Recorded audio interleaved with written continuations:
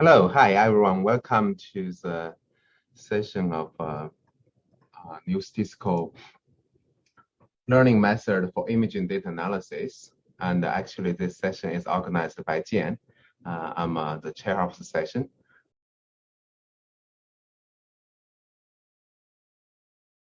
And our first speaker is Yize Zhao from Yale University.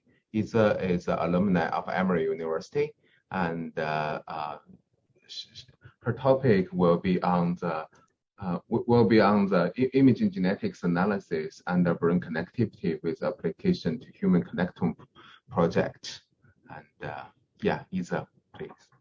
Okay, thanks. Thanks, Shuo, for the introduction. Thanks, Jian, for organizing the session. And thanks all the conference organizers for this nice kind of platform we can all be together and discuss research.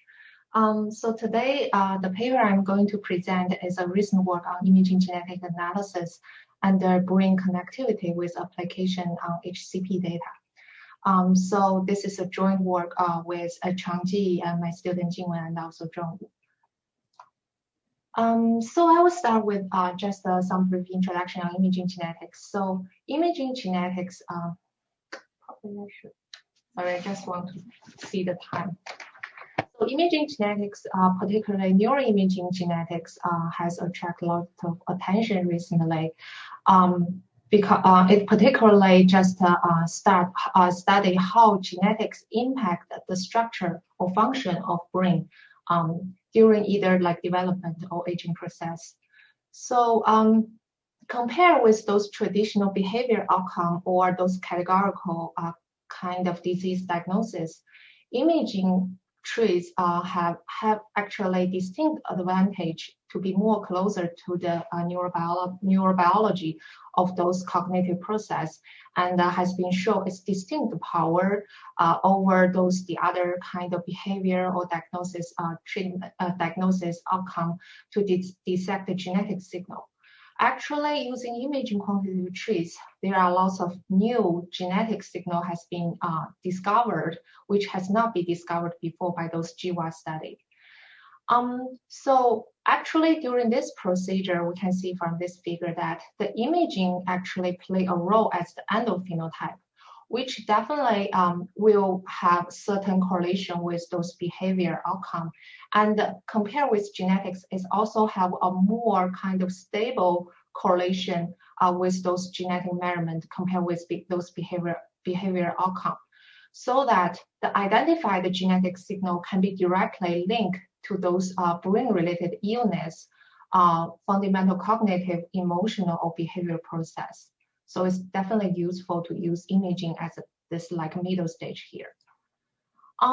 There are lots of different type of imaging trees, and particularly with the development of neuroscience, people start to realize actually the complexity of the nervous system largely depends on the interconnectivity of their neuronal processing units. And the mapping of all those neural connections within a nervous system, we can call it a connectome. Depending on from which aspects we summarize the connectome, we can have the structural connectome here. Basically, they are just a summarize of those fiber pathways as the anatomical links. And we can also have like functional or effective connectome, which depends on the spatial dependency or causal interactions. So after we extract those connectome based on certain brain atlas, we define the nodes, and then we can summarize those connectome as a connectivity matrix with each element, just the connection between the two nodes. And to link with genetics, we basically just link this connectivity matrix with those genetic variants. We do have a rich publicly available data set can support us to do those kind of connectome-based genetic correlation analysis, like ADNI, HCP, and the UK Biobank, ABCD. They all provide like different kind of just under different age stage, but they all have those multimodality imaging measurements and the whole brain sequencing, whole genome sequencing data, and also extensive behavior measurements that allow us to do comprehensive imaging genetic analysis. So based on those data sets, we do have a great potential to establish the connectome fingerprints that can be used to dissect their associated genetic basis under different studies or under different disease kind of population. So in this work, we particularly focus on the young adult subpopulation from the HCP data, but the method itself can definitely be applied to other kind of cohort to dissect the genetic signals and also the connectome fingerprints. So that's kind of like the overall goal of our research, but we want to see what we have now, whether there are some kind of existing study that already support our objective. So currently, most of the existing attempts to do those kind of connectome work linking with genetics are based on the edgewise analysis with the SNP data. So basically, we just do like the pairwise association between each SNP and each edge of the connectome. And that's definitely not ideal because we basically ignore all the like anatomical information and biological architecture within both genome and the connectome. So some recent work has realized maybe we can solve this problem by the network response modeling. And by using this network response modeling, we basically just treat the connectome itself as a unified phenotype, the network response. And then depending on whether we just want to analyze each single SNP or a candidate SNP, then we can just run the network response model on certain dimension. So basically, the two papers listed here are all related to the network response regression with the genetic predictors. However, most of this work still cannot go further to just high dimensional SNPs to joint analyze them in one framework, which kind of one of our objectives here. So the challenges we are facing first is the brain connectome topology. We want to accommodate this topology in our analysis rather than just vectorize all like the unique edges and make it just a simple multiple response regression, which is not our goal here. And the other part is the genetic part. We have high dimensional genotype data. So rather than analyze each SNP individually, we definitely want to just do a more kind of joint modeling on most of the SNPs in the genome so that we can accommodate all the biological architecture within the genome. Particularly as we know, there are LD structure, or sometimes like we can split the SNPs into SNP set. So that information is very kind of is supposed to be incorporated in our analytical framework so that we can just accommodate the group structure within the SNP data, and we can also just enhance the analytical power to those kind of weak diluted signal within the genome. Finally, there are some regulation that we can borrow from some external data or even internal data that is a population level brain connectome. This population level brain connectome kind of serves as an overall regulation of our estimation. We want to use that to make our results like more reasonable and not go too far away from the actual kind of truth. Based on those objectives, here we propose a unified Bayesian response regression model to dissect the genetic underpinnings for brain network signature under the HCP HCP young adult subpopulation. So in our model, we account for the brain connectome as a unified phenotype, and we also joint modeling the genome-wide association along like the SNPs along the whole genome. And the way we achieve so is to propose a hierarchical shrinkage prior to incorporate the multi-source of structural information along by just fitting the model for the connectome versus the large high dimensional predictor. So in our hierarchical shrinkage prior, we incorporate two sources of structural information. The first one is the genetic architecture as as I mentioned, is as a group structural format, so that we can accommodate like the LD structure within the genome. And we also accommodate the population level brain connectome as a prior information, like a regulation of our estimation. So the overall procedure will be this two-sided kind of estimation or selection.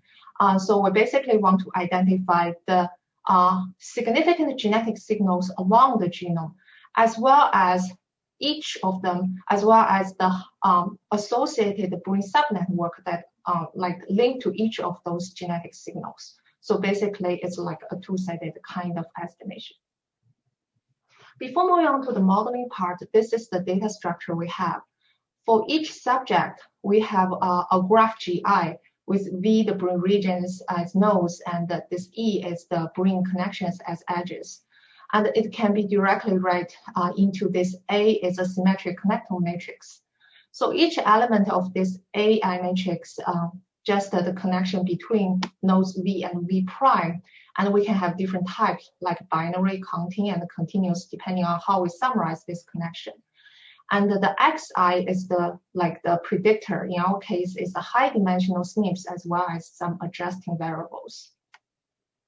We start with this generalized network response regression, and this phi I just the expectation of this AI follows certain exponential family distribution. So this B0 here is intercept matrix. And it's just like a quantified overall connectivity kind of effect. And this B here is the coefficient tensor.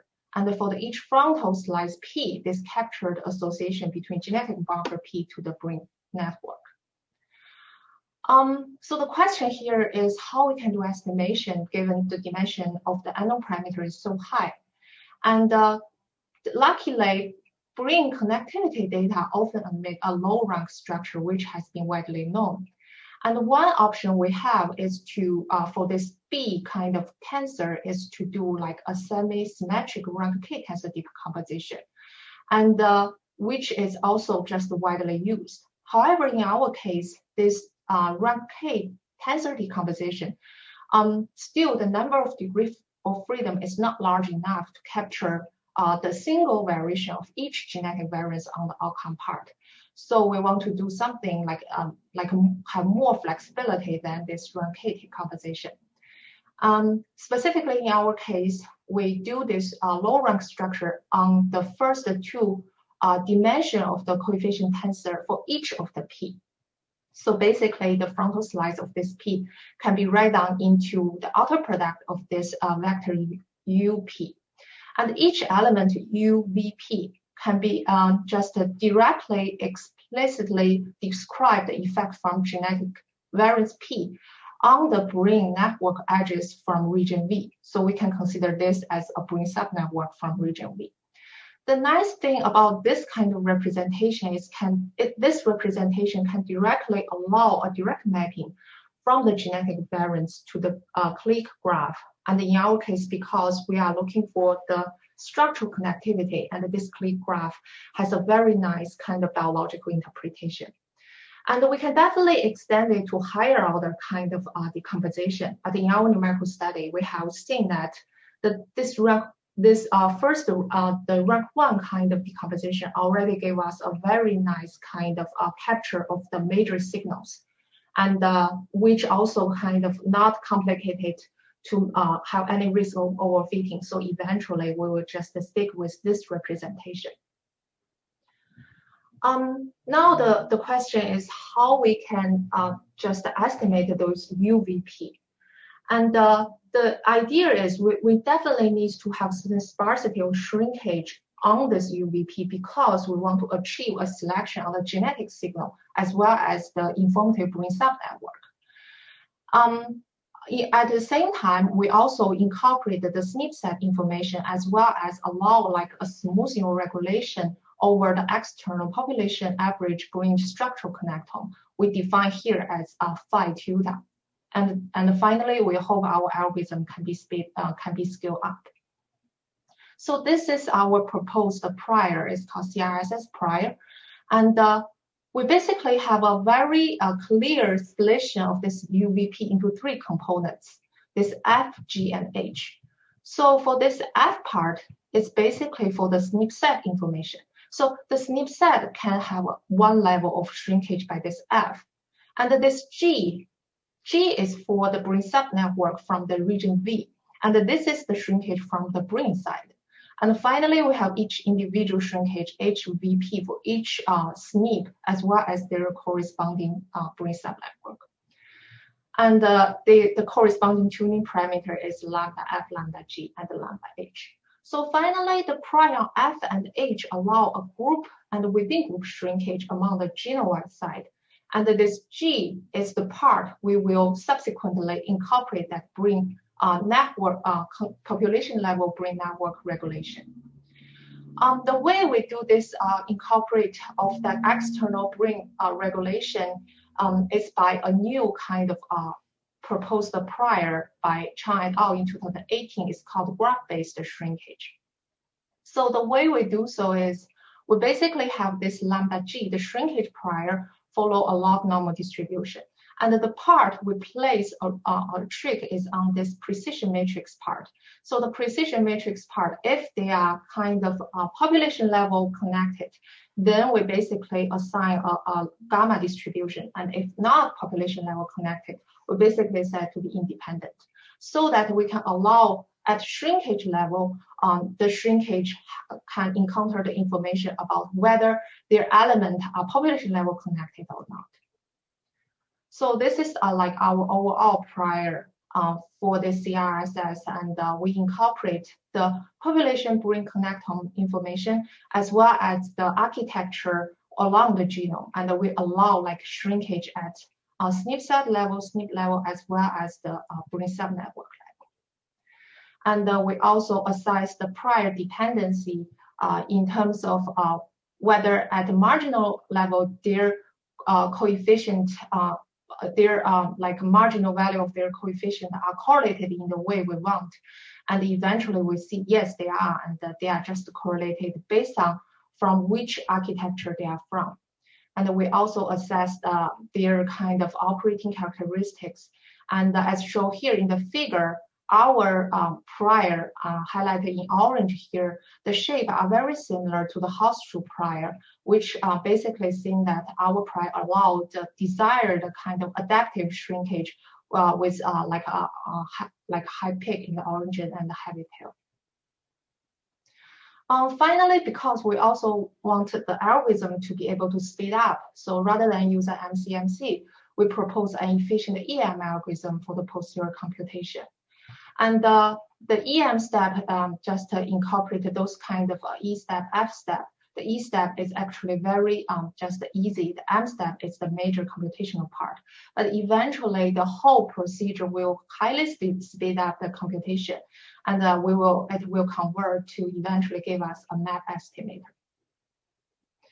I will, because of the time, I will basically skip all the simulation, even though we have conducted extensive simulation to compare our method to the competing ones. And I directly move on to the data analysis. So we analyzed the HCP young adults part. It includes 1,200 healthy young adults, and we basically just want to extract their brain connectivity part as well as the genetic part. The imaging data can be assessed from this ComDP website, and genetic part can also be downloaded. However, for both part, we need for genetic part we need to do those pre-processing, and for the imaging part, we actually has to do lots of kind of data processing to eventually get the structural connectome. So here is two examples of the structural connectome we obtain by different kind of type of measure, either FA value or the log of number of streamlines. So eventually we choose FA value as our kind of eventual measure for the brain structural connectome. We also perform those quality control for the genetic data, and after pruning, we eventually have over 130,000 SNPs. And we determine those kind of block structure based on the LD, and eventually this is the number of SNP set we obtain. We also adjust the age, gender, and top 10 PC score. And we split the data into training, validation, and testing 100 times so we can test our method. And the result of our method is based on the stability selection because we fit it like 100 times, and we summarize the result over all those 100 fitting. So here, first, we have the genotype part selection. And we summarize the Manhattan plot of the significant SNPs or genetic signal we eventually have. And the y-axis is the stability selection probability.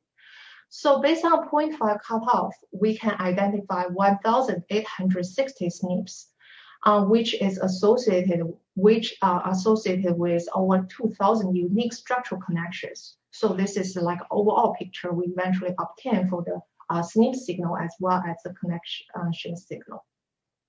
If we look into the detail, we can see which brain subnetwork is associated with each of the selected SNPs. And here we particularly look at like several, and this is 2 examples of the SNP selected, significant selected SNPs as well as their associated brain subnetwork. So as we can see from this figure, the brain kind of subnetwork are quite balanced between left and the right hemisphere, which definitely is biologically meaningful and kind of reassuring our result. And for this, and we look further to do some genetic functional annotation. So for the selected SNPs, we eventually can map it to over 200 unique genes. And those unique genes can then further do functional annotation, and we obtain like 1 significant kick pathway, 13 goal terms, and 2 reactant pathways. And interestingly, it's very interesting because for this identified kick pathway, is the synaptic versicle cycle, which is almost most important kind of pathway that related to neurotransmission and kind of serve like a primary role in driving the cognitive process.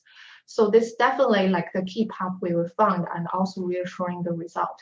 And for the other kind of pathways, they all kind of, some of them are very relevant to the neurotransmission in the nervous system. And for that specifically synaptic kind of pathway, we found like specific, what's the SNPs within that pathway we identified and what is the brain subnetwork associated with those SNPs.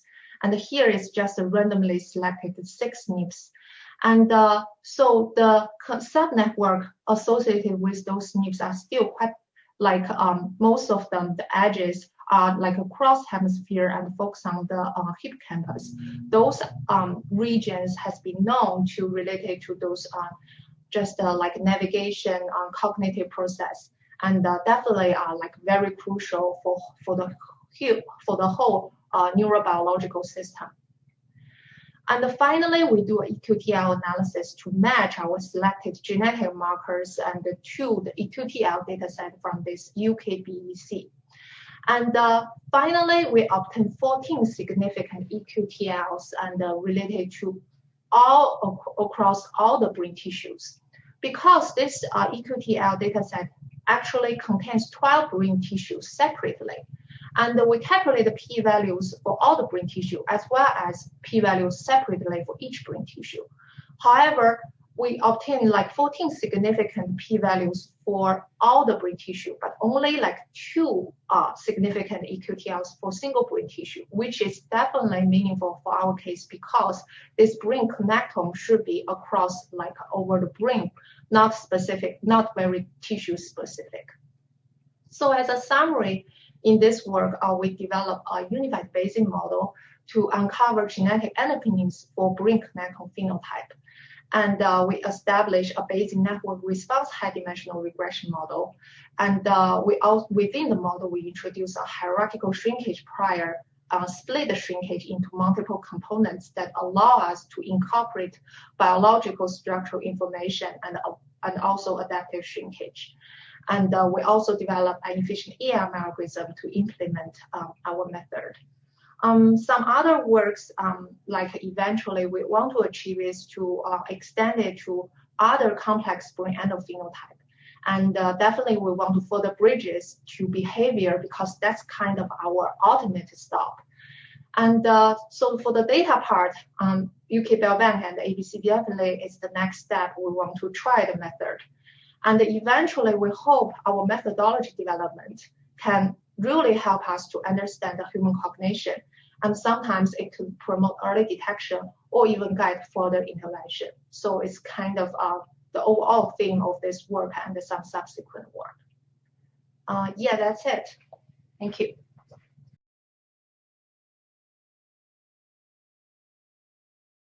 Dr. Xu is a chancellor professor from University of California, Irvine, and her talk will be on correlation tensor decomposition and its application in spatial imaging data. And yeah, please go ahead.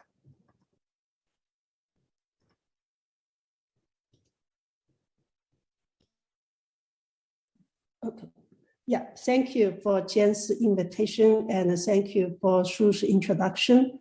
Can you see my slides okay? Yeah. Okay. Yes. So today's talk is joint work with my current PhD student Yize Zhao at University of Illinois Urbana-Champaign, and also with my former student Professor Shuo Tang. Currently, Shuo is assistant professor at University of Virginia. So what we interested motivated the imaging is breast cancer imaging. So it's well known that people, let's see what that, okay, yeah, okay, sorry. So it is well known that new technology really moves on that from the traditional mammogram and to the more advanced technology. So we are able to see more refined resolution. Refined resolution doesn't mean the pictures are sharper. It's actually you see much more than just like a body, organ, tissue. Actually, we're able to see cellular, molecular, and the microenvironment. But on the other hand, this new technology also brings more challenge because we're able to have more modality, not just single modality. We have a high order data. So that this requires you need to develop a more advanced statistical machine learning tool to get a better data integration. Okay. So this is something I show you about the optical imaging. So this is, I don't think it's going to happen that in the old days, we're using the ultrasound because ultrasound is non-invasive, right? But also the picture could be very, not very precise. But this optical imaging, the new technology allows this to do much better, deeper penetration because it can adjust the photon level. So for example, we know the longer wavelengths allow this light can penetrate deeper. You can see some imaging in the deep tissue. But the short wavelengths allows us to see this more surface of the tissue. Let's say you're able to visualize a small molecule. Okay, so this is like a 2 photon and 3 photon. So this is all the same image, but we see different contrast at the tissue, cellular, and molecular levels. So this is some advantage of the optical imaging. So okay. So another thing we're very interested in the optical imaging, that the imaging biomarkers. So we try to see, can we prevent the, let's say, breast cancer in very early stage before the tumor has been formulated, right? So this is some new discovery about the tumor-associated microvesicles. This is imaging biomarkers, okay? So what you see, the left picture is a cancer patient. You see a lot of little dots, right? It's a very highly spatially concentrated and tiny little dots. The big circle is not important. It could be the fat, the lipids, flavin, other things you're not interested. But this microvesicle is a biomarkers for early cancer, could be very invasive cancer. Now, interesting things that even for the normal person, we have microvesicle all over the body. But however, it's more sporadically distributed. It doesn't show the spatial concentration like the cancer patient. So this imaging biomarker could be very useful. Let's say if someone already had a cancer, tumor has been removed, you did all the treatment, but then later on, you also, the doctor and yourself, curious whether you have this recurrent event, the tumor will happen later on, right? So if a tumor already formulated, it would be too late for the treatment. But if you can catch this happening early on, let's say before this tumor formulated, whenever you see the high concentration microvesicle, you know that the invasive cancer might recur again. So this could be very, very important, okay, for the prevention.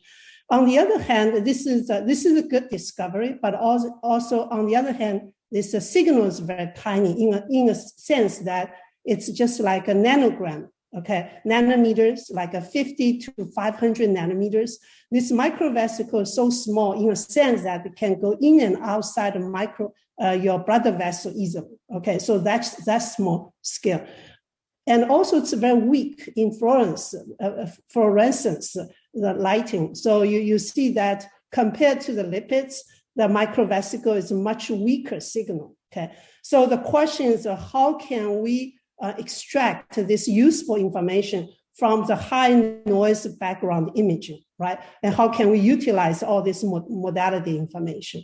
So this is another feature that about once the heterogeneous expression, that they have a different fluorescence property, the expression and the different optical setting. So let's say this have a 4 modality. You can see even though they have the same image, they actually show quite a different contrast, right? You see something different. On the other hand, they also have a strong correlation. So even different tumor microvesicle, associated microvesicle has a similar fluorescence property under the same optical imaging. So this is strong correlation. We should use that property to get a better information, okay? So let's say, if you are using the traditional, let's say the first moment information, this kind of technology, this is actually not able to capture it because as what we mentioned, you have the heterogeneous expression. And also for different person, you have a heterogeneity location, different imaging background. So it's hard to pull the common information even among the same individual, not even mention cross different individual, right? So typical first moment information really try to pull information from large sample. And here you have really heterogeneity, not just from different subject, even for different modality, you have the heterogeneity information. In addition that, so here that, but however, that the pixel-wise correlation is informative. So if you just concentrate, if you use the second moment condition, you actually get a lot more better information compared to first moment extraction. Okay, so because compared to this biological component, right, this in general is more uniform, that you have the lipids in the background. This strong correlation is quite distinct. You can use that information.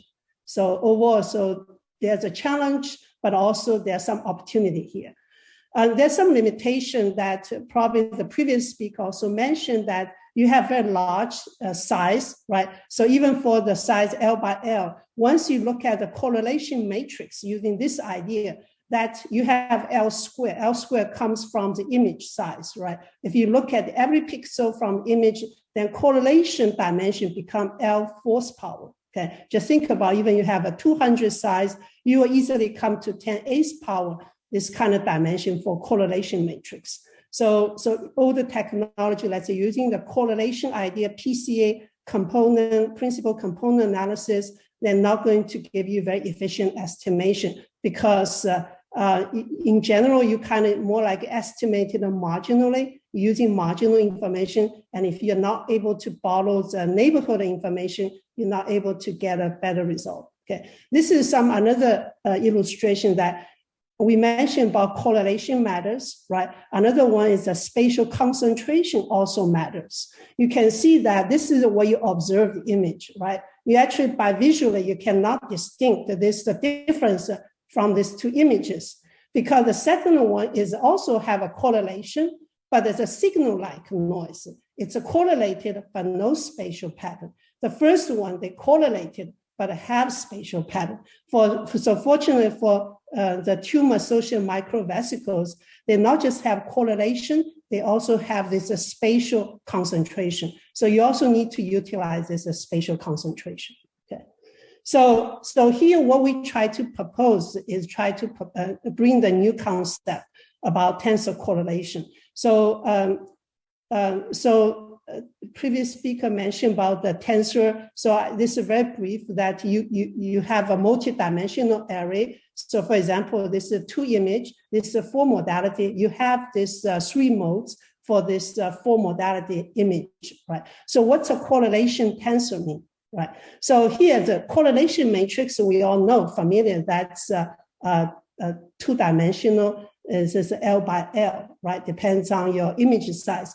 Correlation tensor, you can visualize like the draw, okay? So each draw you take out, you have this correlation, but this correlation, so you don't need to destroy the spatial order. You still preserve the spatial order for the imaging. On the other hand, you can also see, get the correlation based on each location of pixel, okay? So the mode will be L by L by L by L, okay? So this is the CP decomposition, like let's say the low rank, right? If you rank R, this is just like a spectral decomposition, extension of a spectral decomposition. Here you're using the outer product for each vector, okay, corresponding to each mode. Now for correlation tensor, you know that anything you talk about correlation have some symmetry, right? The supersymmetry means each outer product, the vector has to be same, because no matter how you rotate the permutation, your index, you will still have the same component. So that means each outer product vector has to be same. You could also have a partial symmetric tensor structure look like this. You have a certain vector, they are the same. So here, what we propose, we call semi-symmetric. So this PQST must be equal to the component STPQ, right? So this is the kind of just mimic the correlation symmetry of the matrix, but here is using tensor expression. So here, what we propose is the outer product, let's say A, B. All the A, B, the outer product show this latent feature from the image, right? So from the latent image, from each location, you have certain latent feature. Then once you multiply them together, it becomes a tensor correlation. Okay, so each one's A, B, A, B. So this is our objective function. Let's say you can calculate some sample, observe the one sample correlation tensor. And this is the model based on this low rank tensor correlation decomposition with this structure, semi-symmetric structure. And you, of course, you add some penalization. Although this penalization, you can impose certain structure, but in this talk, we don't emphasize it.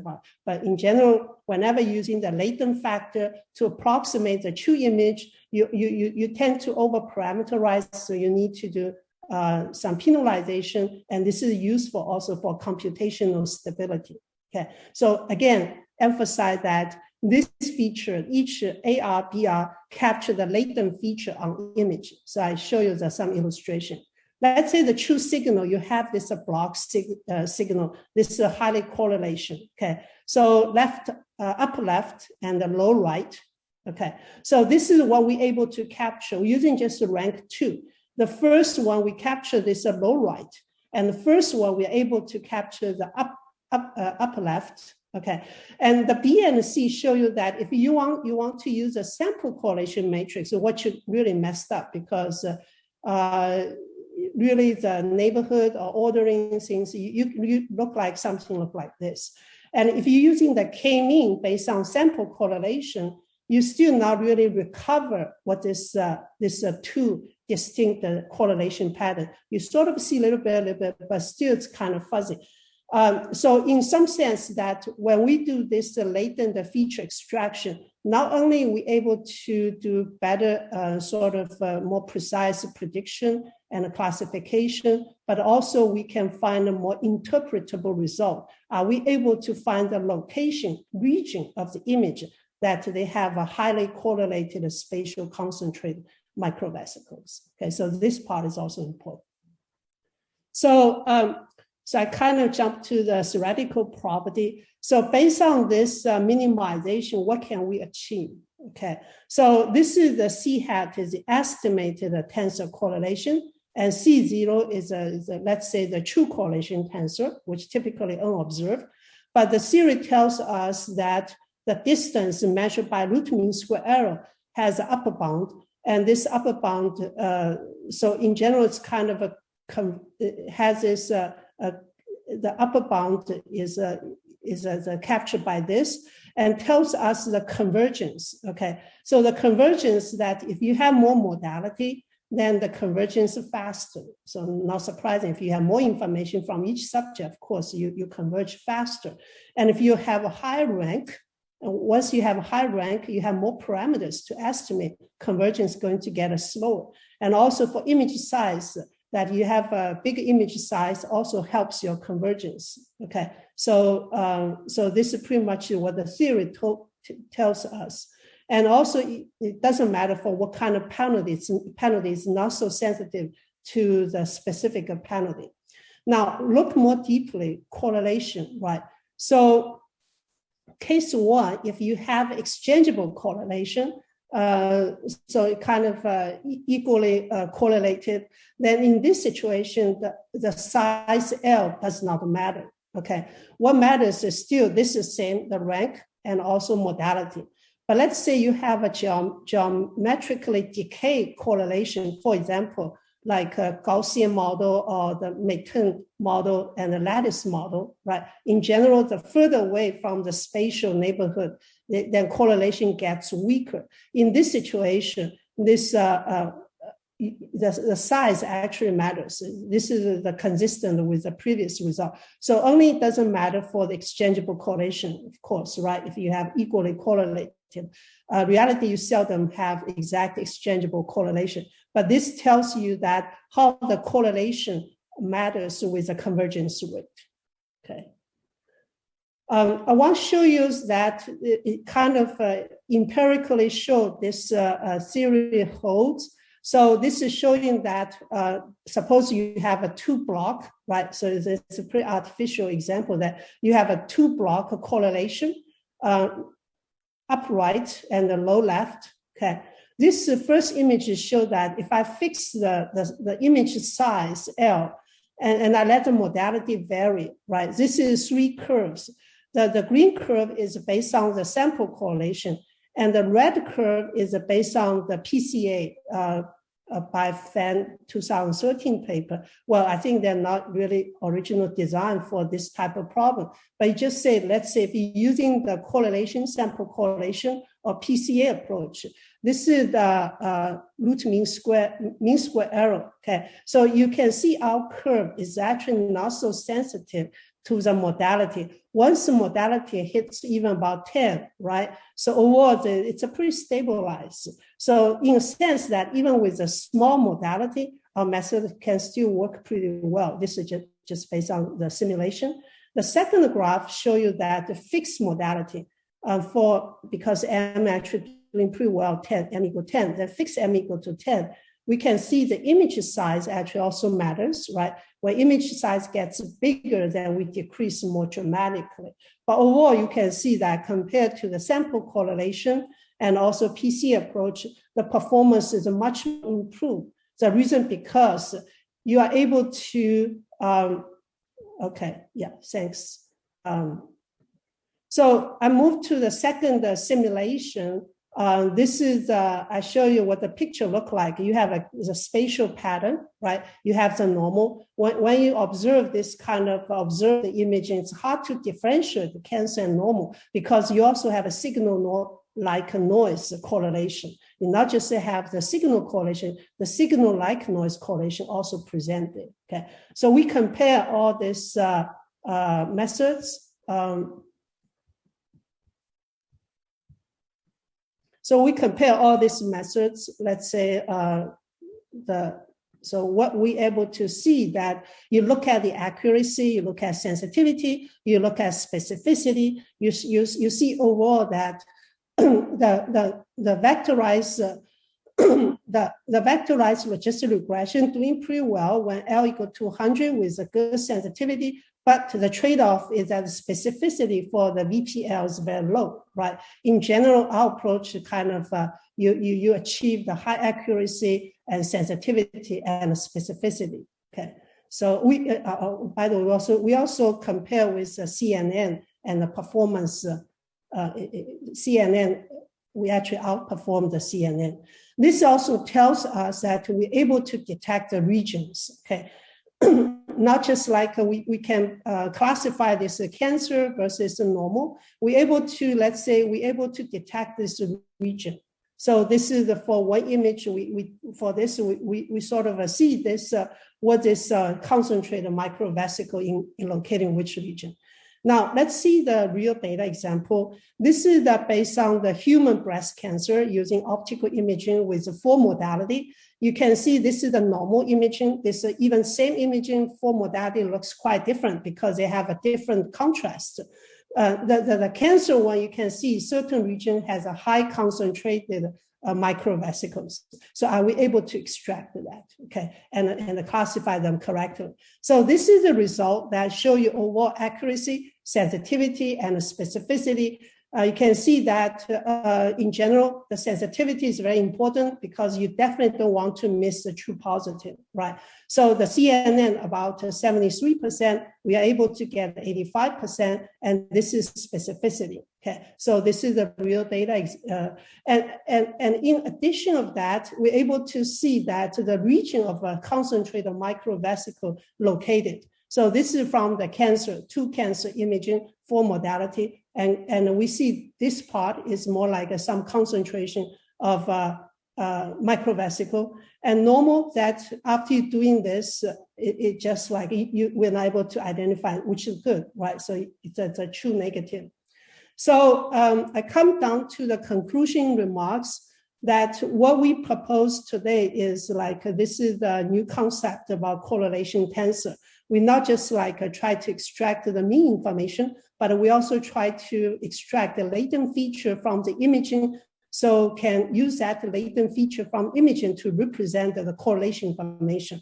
So this is especially useful that when the signal is weak, okay, compared to the background information, because if you just look at the first moment, you're not able to get a lot of information. But if you're able to capture the spatial concentrated spatial correlation, then this is very, very useful. And also we show that even with the 4 modality, which is in our real data example, we are still able to perform better. Now, one thing I want to mention why we can do better than the others, let's say for the CNN, because in this situation, we have a high heterogeneity. In general, deep learning is, whenever you're dealing with the high heterogeneity, it's always difficult things for the deep learning, especially when the sample size is not that large, okay? So in this situation, you don't have a large sample size from patients, you have high heterogeneity, cross subjects, even within subjects. So by doing this, we're able to kind of capture this weakly signal from microvesicle, but through this latent feature, we're able to capture this correlation, then we can identify this invasive cancer much early stage. So thank you for your attention. Thank you very much, Annie. And this is really a good example to achieve better performance by understanding the true nature of the data. So we still hold the question to the discussion session.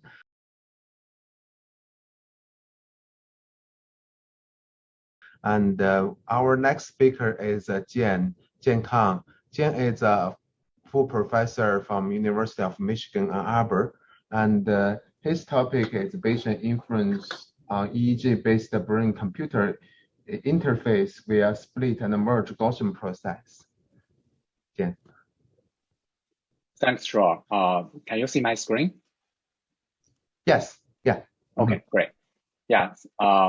I would like to thank Ying Guo for organizing this conference, and thanks Yize and Annie for your wonderful talks and joining this session.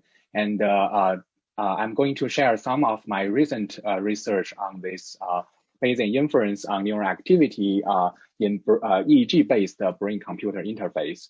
And this is the primary work done by my PhD student Tianwen Ma at UML Statistics, and we also collaborated with Yang Li and Ji Zhu from Michigan Statistics, and our like medical collaborator from the Michigan Brain-Computer Interface Library.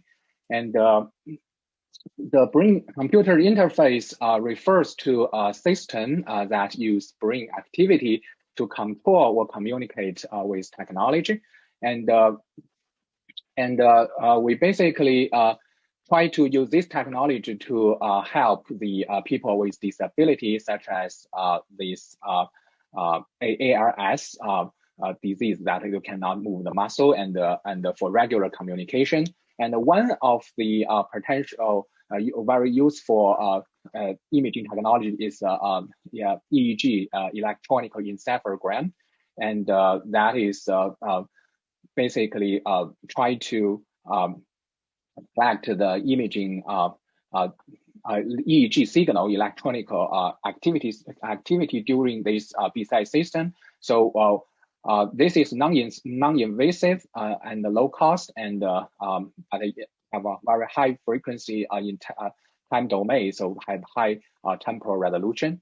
And so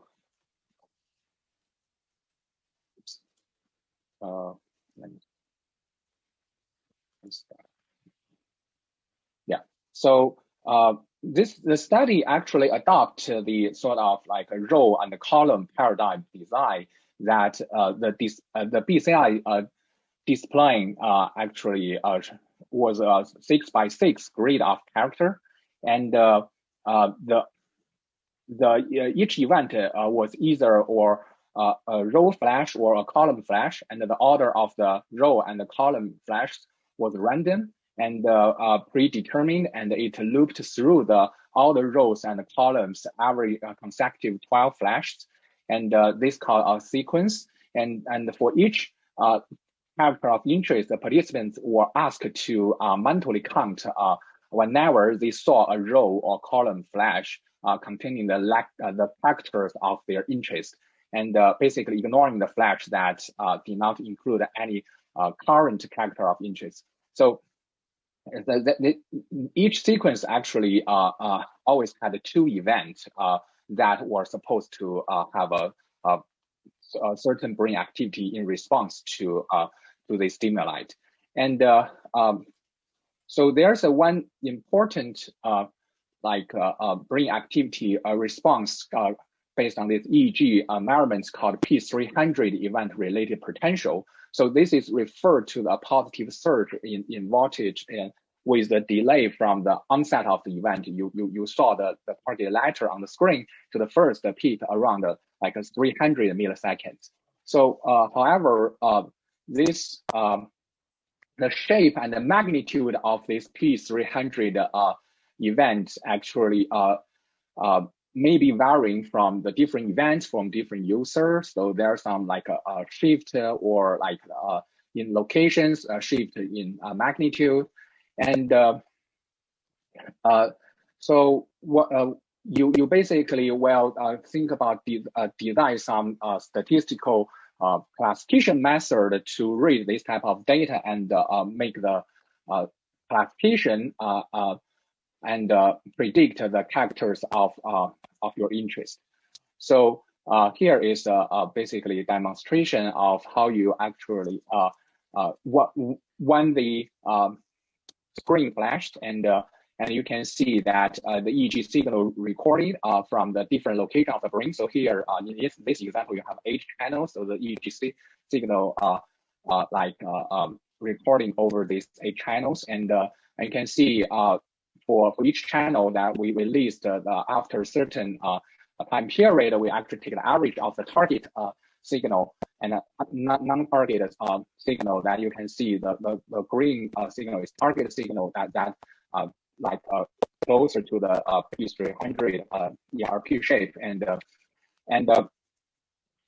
lot of statistical method has been developed, basically like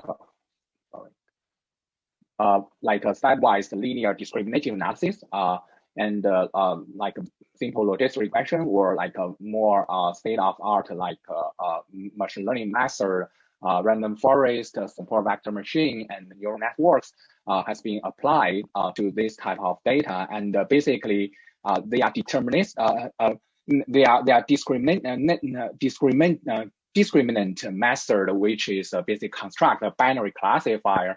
So for this P300 ERP, they basically just truncated and concatenate the EEG signals as a feature vectors, and using this like a target or non-target stimuli as response variables. Basically, they just can apply this black box machine learning method to construct classification. And however, there are several challenges that of the EEG signal as for this in this application has a relatively low signal to noise ratio, and like the typical P300 ERP system requires a collection of data from multiple electrodes and need to repeat the sequence multiple times. And there's one question how to reduce the number of electrode and the number of sequence that can improve the calibration time and also speed up the typing, the PCI spiler.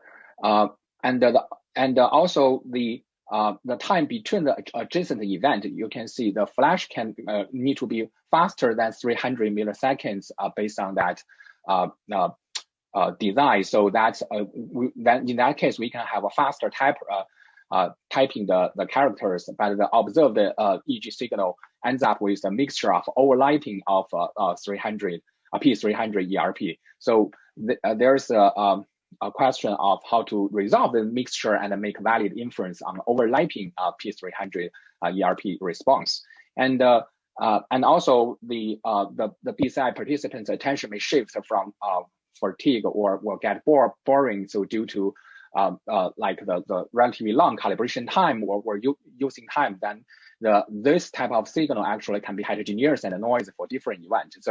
So there's of interest in how to quantify, properly quantify the uncertainty and improve the reproducibility. And so in this work, we focus on study the probabilities distribution of the multi-channel EEG signals from the real participants. And we explore the basically mechanism of intrinsic brain activity in response to this external stimuli with primary focus on P300, but there's also like N100 or some other type of signal we identified that we are talking about later. So we're gonna explicitly address the overlapping ERP issue based on this design. And for single participant in our experiment, that we want to make statistical inference on the spatial temporal vary patterns of their neural activity. For multiple participants, we try to identify the important channel across different participants. We also want to detect the significant difference in neural activities between different participants. And let's look at the some notation for our Bayesian modeling. One like the data dimension, we have the suppose we have R characters to type, and we have I sequence. So for example, if you want to type the, then you have 3 letters to type that THE, and if you, so the I sequence is to try to reduce try to increase the signal to noise ratio that you have repeated like a flash, consecutive 12 flashes. That is usually we have like 15 for training, and each sequence have 12 stimuli for flash, as we just showed that they may have 6 row flash and 6 column flash. And for the EEG signals that we collect in our experiment, we actually collect a total of 16 different channels from different locations of the brain. And the basic design is that the stimuli occurring timing points that represented by W. That's basically take the permutation of the 1 to 12, D being the time between the stimuli, and Y is the when you have a training data, you basically just follow the protocol, type in the target electors, and there's a stimuli type indicator that which can corresponding to 36 letters using the binary indicator. And we observed the X, which is the EEG time series over time at different sequence for different target letter at different locations. And here is the Bayesian generating model that we basically model the distribution of the EEG signal, the observed EEG signal, and as a mixture of the J stimulus-induced potentials given the stimulus type, which is indicated target letter or non-target letter in your mind. And basically, we know the stimulus occurring times, which is observed as an input of our model. So basically, given Y and W, we model mixture model for this XT, and we basically consider the expectation of XT as a M of T, which is expected signal, and the noise, we model the spatial temporal modeling structure on the noise, and we further decompose this expectation of X as a mixture of a J component, and within each component, we actually, according to the indicator of Y, we model the target stimuli, which is beta 1, the non-target stimuli, which is beta 0, and we're trying to model the expectation of this targeted stimuli and the non-target stimuli response. And we actually make an assumption that this beta is only depends on the stimulus indicator, which is Y, regardless stimulus location or stimulus order. And here is an illustration of this design.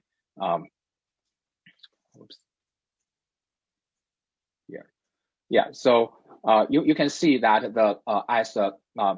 over time we have this flash, the 6x6 keyboard design and flash row and columns, and the EEG signal are recording, and the red block represent the latent target stimuli, and is here. So, and Y is equals to 1 as a binary indicator, indicated this is a target stimuli. And in one sequence we have 12. Here we only show 6 stimuli were flashed as a non-target ERP. And we actually also have the unobserved like noise showing as this green block, and we actually they all sum up together to get the observed signal XT, and if you look at the P300 target specifically, the EEG signal response may look like this different. So the non-target in this blue curve, and target is this red curve. So, and we, as I mentioned, we consider the spatial temporal dependence model, the random noise part, and basically we have a decomposition has an additive model. One is model the spatial dependence, and within each sequence we also using ARQ model to model the autocorrelation, and we have specific parameters to characterize the covariance spatial dependence. The C of S characterizes the spatial dependence. We have this coefficient rho Tm characterize the temporal dependence. And to actually make inference on the brain activity for the target and the non-target response, this B0 and B1, we propose a split merge Gaussian process. And the idea is that we are trying to construct the probability prior model for jointly model the two functions, beta 0 and beta 1, and they actually at some time points they actually can be merged together that have the same profile, because that hasn't received the target stimuli, and once they receive target stimuli, the brain activity, our average brain activity for target signal will have a surge, and it's going to be different from the non-target brain signal. So that will be becomes to a split like two process. So then based on this, their split and merge type of the behavior, then we define the merge window, which will characterize at which time points and the time period these two brain activity are quite different, and also define this. I mean that merge window is implies that these two brain activity are quite similar, and the split window indicates that brain activity are quite different. And we utilize the Gaussian processes and for the shape and magnitude of these brain activity responses. And we use truncated Gaussian process to truncate it at between 0 and 1 to indicate it's a split or merge process. So here we have the basic illustration. So we have the truncated Gaussian process is constructed from the latent Gaussian process, and then you can actually truncate them between 0 and 1. Then you can see there ends up with at some locations this like a split merge indicator becomes 0. This indicates they are merged together, and at some time period it becomes to split. So and corresponding to the split merge realization process, a split and merge process, the two processes may looks like that. The beta 1 indicates the like have a surge around P300, and beta 0 will be gonna be like the non-target response, brain response. And you can see we are interested in infer at which time period they are merged together. So which is basically this blue interval in this example. And we're also interested when the beta 0 and the beta 1 are actually split. So which is in this this interval they are split. And there are some like transition interval that's between the zeta actually between 0 and 1. So these two processes are starting to split from the merge status, and here they're starting to merge from the split process.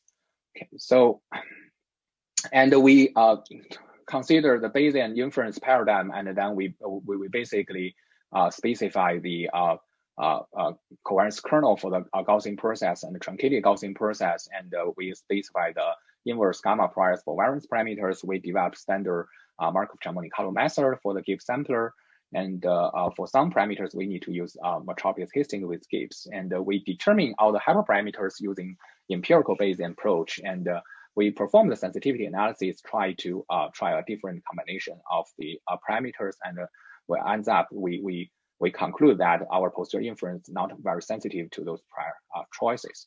And based on those posterior inference, we actually can do the compute the posterior predictive probability on the target letter based on our generating model. So our model paradigm is from the Y to X. We given Y model the distribution of X, and then we given X can make prediction on Y. So this is just based on the Bayesian theorem, and we can derive the posterior predictive distribution for each characters. And I will skip those details, but basically we can achieve the accurate or more accurate results compared with existing method. So let's look at some data analysis. Basically, we analyze the EEG signal from real participants in this P300 ERP experiment that actually collected from our University of Michigan brain computer direct brain interface laboratory, and each participant consider like training data will be type in this this sentence, the quick brown fox, and with which consists of 19 characters, and the stimuli presentation and the recording was controlled using this BCI 2000 software platform, and the event is defined as a row stimulus or column stimulus, which highlights the for like around the 0.03 milliseconds, and the pulse for the 0.1 seconds, and the stimulus to stimulus interval is around the 0.15 seconds, and so basically during the training session, each super sequence includes like 15 sequence replication, and there are a total of like 19 characters, so that's why we have 19 super sequences are collected. So there's also some other details about the sampling frequency, and we also did some pre-processing procedure. So the pre-processing.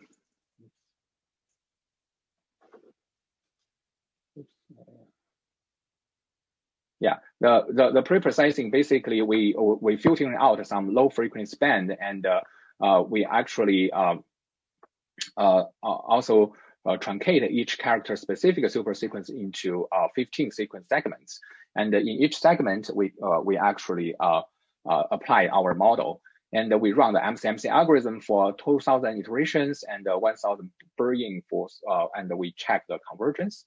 And here are some results that if we start from only analyze single channel data, so that's only one like a central midline electrodes in the center of the brain, and then we basically I get the ERP estimate, P300 ERP estimate, and this flat curve, blue flat curve is non-target, and the right is a target, and we compare, we compute the predictive accuracy based on our Bayesian inference, and we can beat all existing other machine learning algorithm, and they have quite different philosophy to model the data. They're basically using this discriminant approach.